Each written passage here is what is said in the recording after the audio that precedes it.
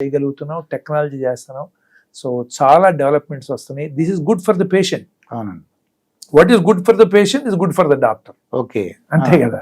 అసలు మీ దగ్గర రాకుండా ఉండాలంటే అసలు ఏం జాగ్రత్త తీసుకోవాలి డాక్టర్ గారు? అది చాలా మంచి క్వశ్చన్ అడిగారు. కాకపోతే మీరు అడిగే క్వశ్చన్ ఏంటంటే మీ బేరం నేను చెరగొడుతున్నట్లు అస్సలు లేదు. కానీ కాదు. ఇప్పుడు మెడికల్ ప్రొఫెషన్ ఎయిమ్ ఏంటంటే ప్రజలను ఆరోగ్యంగా ఉంచాలి. జబ్బు వచ్చిన వాళ్ళని ట్రీట్ చేయడం అనేది ఎప్పుడు ఏం కాదు. అన్ఫార్చునేట్లీ ఏమవుతుందంటే మనకి పేషెంట్స్ ఎక్కువ అయిపోయి డాక్టర్స్ తగ్గి సరైన టెక్నాలజీ తక్కువ ఉండి వచ్చిన వాళ్ళని ట్రీట్ చేయడమే సరిపోతాం. ఒకసారి కుండకి చిల్లు పడిన తర్వాత రిపేర్ చేస్తా ఉంటే ఏమవుతుంది, నార్మల్ అవ్వదు కదా. అందుకని ఏంటంటే ఈ ప్రివెన్షన్ ప్రోగ్రామ్ చాలా ఇంపార్టెంట్. బట్ ఎందుకు ప్రివెన్షన్ ప్రోగ్రామ్ మన దేశంలో పికప్ అవ్వట్లేదు అని అంటే, మన దేశంలో unfortunately health care 80-85% in the private hands. Government has not taken enough interest అండి. ఇప్పుడు మన వాళ్ళు ఊరినే మాటలు చెప్పడమే కానీ గవర్నమెంట్ నిజంగా ఈ మధ్యకాలంలో డెవలప్మెంట్స్ చూస్తున్నాం. కానీ గవర్నమెంట్ హాస్పిటల్స్ లో లాస్ట్ 30 years లో మేము చదువుకున్న రోజుల్లో 75% government hospitals are the best. ఎంపీలు ఎమ్మెల్యేలు వస్తే అక్కడికి రావాల్సి వచ్చేది. అక్కడ మంచి డాక్టర్లు ఉంటారు, మంచి డాక్టర్లు, మంచి టెక్నాలజీ ఉండేది, క్వాలిటీ ఉండేది.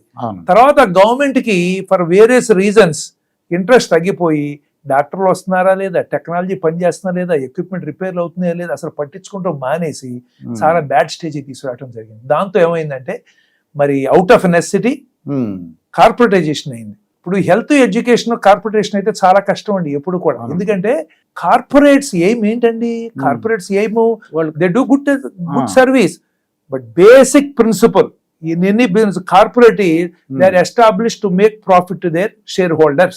అంతే, జనాలు మర్చిపోకూడదు. అది కార్పొరేట్ హాస్పిటల్కి వెళ్ళి మళ్ళీ ఊరినే చేయమంటే it's not possible to do it. అది అర్థం చేసుకోవాలి. జనాలకు అర్థం కావట్లేదు, గవర్నమెంట్ కాదు. గవర్నమెంట్ ఏంటంటే ఎక్కువ మనీ స్పెండ్ చేయాలి. మన హెల్త్ కేర్ బడ్జెట్ ఎంత అండి, పీనట్స్. అమెరికా, యూకే లాంటి కంట్రీస్ తీసుకుంటే 9-10% దాకా వాళ్ళకి వెళ్తుంటే మంది పీనట్స్. బిలియన్ ప్లస్ పాపులేషన్ ఎక్కడ అవుతుంది, అవ్వదు. అందుకని అంటే దీనికి యాక్చువల్లీ మన కామన్ మ్యాన్కి అందకపోవటం కారణం పూర్తిగా గవర్నమెంట్ది. ఆ తర్వాత గవర్నమెంట్ మన ఎంపీలు, ఎమ్మెల్యేలు వీళ్ళందరూ కూడా రెస్పాన్సిబిలిటీ తీసుకోకుండా మరి స్టాండర్డ్స్ పడిపోవటం జరిగింది. అది మెయిన్ ప్రాబ్లం అండి. అప్పుడు ప్రివెన్షన్ ఏం చేయాలి? ప్రివెన్షన్ లో మనీ లేదుగా. ఇప్పుడు కార్పొరేట్స్ లో you have to make money. నువ్వు సిఎస్ఆర్ రెస్పాన్సిబిలిటీ అంటే కొంచెం కొద్ది మందికి ఒక 1% 5% తక్కువ చేయొచ్చు కానీ, బట్ లాస్ వచ్చేది ఏ హాస్పిటల్ చేస్తుంది? Government can do. గవర్నమెంట్ మన దగ్గర ట్యాక్సెస్ కలెక్ట్ చేస్తుంది. కార్పొరేషన్ కి నువ్వు ల్యాండ్ అదే కాస్ట్లీ, ₹1,00,000 2,00,000 అమ్ముతావు. ఎలక్ట్రిసిటీ ₹10 ₹12 ఇస్తావు. వాటర్ ఛార్జెస్ ఎక్కువ, ఎక్కడ తగ్గించావు, అన్ని ఎక్కువ. నువ్వు మళ్ళీ తక్కువ చేయమంటావు, గవర్నమెంట్ రేట్ లో చేయమంటావు. ఎలా అవుతుందండి అది? అందుకని గవర్నమెంట్ ప్రైవేటైజేషన్ ఉన్నంత వరకు కూడా ప్రివెన్షన్ మీద వర్కౌట్ అవ్వదు. But fortunately few people are there, PC Reddy గారు లాగా Apollo hospitals, where in spite of all the odds they work on prevention to a great extent. But you cannot put lot of money into that. అవునండి, ఎక్కువ డబ్బులు దాని మీద invest చేయలేం కదా. ఇప్పుడు గవర్నమెంట్ ఏం చేయాలంటే, ఆరోగ్యశ్రీ ఉందండి, ఆరోగ్యశ్రీ కొన్ని వేల కోట్లు ఖర్చు పెడుతున్నాం. మీరు ఎంత చేసినా బాగు చేయలేవు, జబ్బులు ఉంటానే ఉంటాయి. అందులో 20-25% కట్ చేసి నిర్దాక్షిణ్యంగా ప్రివెన్షన్ గాని పెడితే ఇవాళ కొంతమంది సఫర్ అయినా 15 ఏళ్లకి చాలా మంది జబ్బులు రాకుండా ప్రివెంట్ అవుతుంది. ఆ డబ్బులు వాడాలి. ఇప్పుడు ప్రివెన్షన్ కి జనాలందరికీ బీపీ ఉందా, షుగర్ ఉందా చెక్ చేసి వాళ్ళ మందులు అవసరమైతే మందులు ఫ్రీగా ఇవ్వు. ఊరినే డబ్బులు ఇవ్వటం అలవాటు అయిపోయింది మన గవర్నమెంట్ కి, ప్రజలకు ఓట్ల కోసం. అవునండి, అట్లా కాకుండా హెల్త్ పరంగా ఊరినే మందులు ఇవ్వు నువ్వు పూర్ పేషెంట్స్ కి. వాళ్ళని మానిటర్ చేయి, హెల్త్ సరిగ్గా ఉండేది చూడు, వాళ్ళ న్యూట్రిషన్ సరిగ్గా. ఆ రకంగా ఐ థింక్ ఒక అవుట్లుక్ మారాలండి. దానికి ఐ థింక్ ఉన్న ప్రజెంట్ జనరేషన్ ఆఫ్ పొలిటీషియన్స్ కి, వాళ్ళకున్న ఎడ్యుకేషన్ స్టాండర్డ్స్ కి, వాళ్ళకున్న నాలెడ్జ్ కి మరి వాళ్ళు పనికిరారు. I think we need some younger generation people who are more educated, who are more society oriented. అలాంటిది వస్తే గానీ మారదు. కొంత మార్పు వచ్చింది కానీ ఈ స్పీడ్ చాలదు. ఇప్పుడు మన కోవిడ్ వచ్చింది, డెవలప్మెంట్స్ వస్తుంటే ఏం చేయగలిగామండి? ఇలా ఏంటంటే కొన్ని అవాంతరాలు వస్తూ ఉంటాయి, కానీ మన ఎఫర్ట్ బాగుంటే ప్రివెంటివ్ ప్రోగ్రామ్ మీద. ఇప్పుడు అమెరికా లాంటి కంట్రీస్ లో ఏంటంటే ప్రివెన్షన్ చాలా ఇంపార్టెన్స్ ఇస్తారు.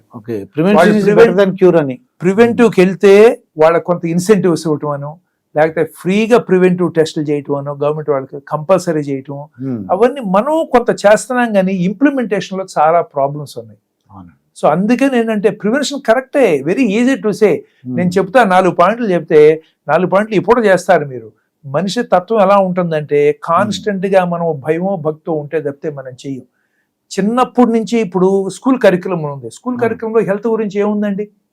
పిల్లలకి చెప్పితే ఇప్పుడు మనం ఏదైనా నేర్చుకుంది, ఎదురాళ్ళు వస్తే కాస్త నుంచోవాలి, నమస్కారం పెట్టాలి, ఓకే, కాస్త పెద్దాళ్ళు వస్తే నువ్వు లేచి సీట్ ఇవ్వాలి, లేదా ఎవరైనా ఓల్డ్ ఏజ్ పీపుల్ వస్తే లేచి నువ్వు బస్సు, ఇవన్నీ చిన్నప్పుడు చెప్పింది మనకు గుర్తున్నాయి. ఇప్పుడే నేర్చుకోవాలి మనం తల్లిదండ్రులు చెప్పింది. అలాగే స్కూల్లో మనకి టీచర్స్ దగ్గర నుంచి, ఇంటి దగ్గర నుంచి మనం హెల్త్ గురించి, సొసైటీకి మన రెస్పాన్సిబిలిటీ గురించి కనుక నేర్పగలిగితే అప్పుడు మనకి ఫిజికల్ యాక్టివిటీ గురించి చెప్పగలిగితే మారతారు. ఇప్పుడు నేను ఇంతమంది చెప్తాను, టీవీ ఎవరు వింటారు? ఇప్పుడు మీరు చెప్పేది ఎవరు వింటారు? పెద్దవాళ్ళు వింటారు. విన్నప్పుడు చాలా బాగుంటుంది. డాక్టర్ గారు బాగా చెప్పారు, ఏదో దుర్గా ప్రసాద్ గారు బ్రహ్మాండం క్వశ్చన్లు అడిగారంటారు. సాయంకాలం మళ్ళీ మామూలు కుక్కతో కొంకరలాగా కదా. సో అందుకని ఏంటంటే ప్రివెన్షన్ అనేది చాలా పెద్ద టాపిక్. దాని మీద ఏంటంటే దీనికి సొసైటీ మీద leaders, religious leaders have to implement, అట్లాగే political leaders they have to implement, corporates have to implement. అక్కడి నుంచి ఎడ్యుకేషన్ సిస్టమ్ దగ్గర నుంచి మార్పు వస్తే గానీ నిజంగా మన దేశంలో మార్చడం. ఎందుకంటే ఇప్పుడు వీటిని నాన్ కమ్యూనికబుల్ డిసీజ్, ఎన్సిడీస్ అంటున్నాం. ఇవి ర్యాంపెంట్ మన ఇండియాలో. ఒక రకంగా మనం ఇప్పుడు మన గ్రోత్ ఎంత ఉంది, మనం 5th largest country in the world ఇవన్నీ అంటున్నాం కానీ అసలు విషయం తెలియట్లే. మనం we are the number 1 in diabetics, number 1 in hypertensives, and probably next China we are 2nd in the heart disease in the world. ఇవి బయటికి రావట్లేదు మనం, అవి మీరు చూస్తున్నారు కానీ. ఇవి ఇలా ఉంటే ఏమవుతుంది, కొద్ది రోజులకి 30-35 ఏళ్ళకి హార్ట్ అటాక్లు వస్తున్నాయి. పోతే ఏం మిగులుతుంది మనకి? Young population is our strength కదా. అదే వాళ్ళందరూ జబ్బులు వచ్చి 30 ఏళ్ళు ఏంటంటే 50 ఏళ్ళకి వాళ్ళ పని అయిపోయింది అనుకోండి.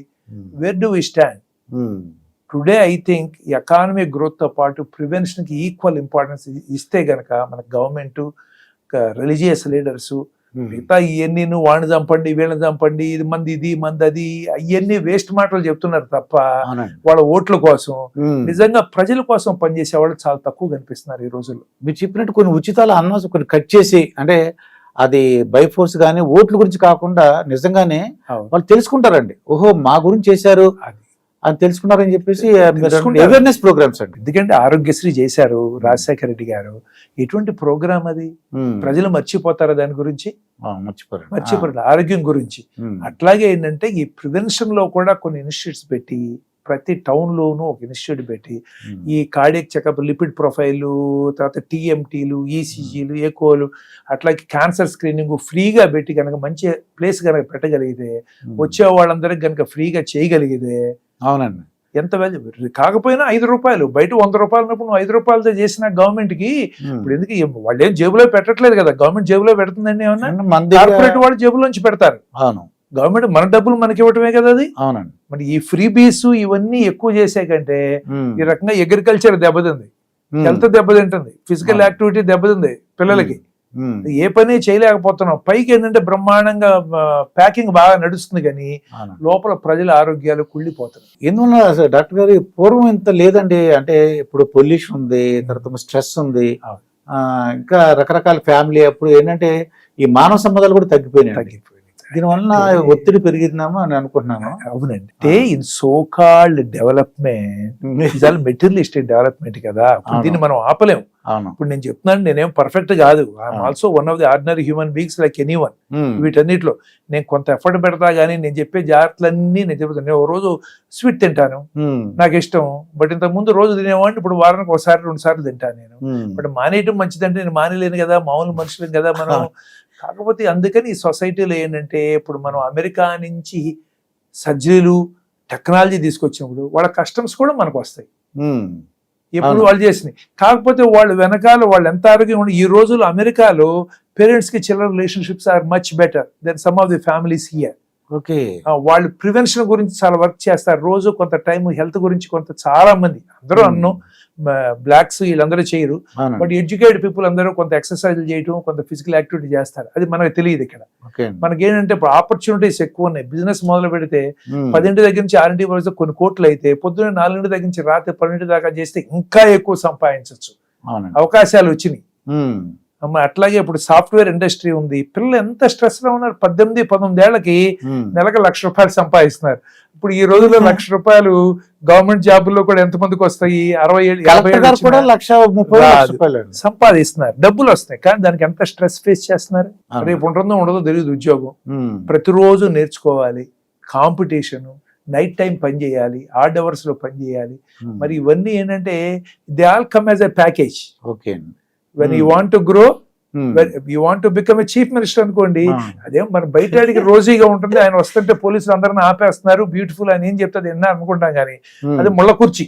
అవును, అటు ప్రజలకు ఆన్సర్ చేయాలి, కొలీగ్స్ కి ఆన్సర్ చేయాలి, బ్యూరోక్రాట్స్ కి ఆన్సర్ చేయాలి, అన్నిటికీ ఉన్నాయి కదా. ఇప్పుడు అట్లా మనకు కనిపించదు. కానీ చాలా ప్రతి పోస్ట్ లో కూడా స్ట్రెస్లు పెరిగిపోయినాయి, ప్రతి జాబ్ లో ఆపర్చునిటీస్ పెరిగినాయి. ఇంతకుముందు మనకి ఏముందండి, చదువుకుంటా 2-3 ఆప్షన్స్ ఉంటాయి. ఇప్పుడు వీళ్ళకి ఎన్ని చోట్ల ఆప్షన్స్, యూకే వెళ్దామా, యూరోప్ వెళ్దామా, ఇంకో యూరోప్ వెళ్దామా, అమెరికా వెళ్దామా, ఇక్కడ చదువుదాం, హైదరాబాద్ లో చదువుదామా, లేకపోతే బాంబేలో చదువుదాం. దగ్గర నుంచి పిల్లలకి స్ట్రెస్, అర్థం కాక పేరెంట్స్ కూడా స్ట్రెస్. అవునవును సార్.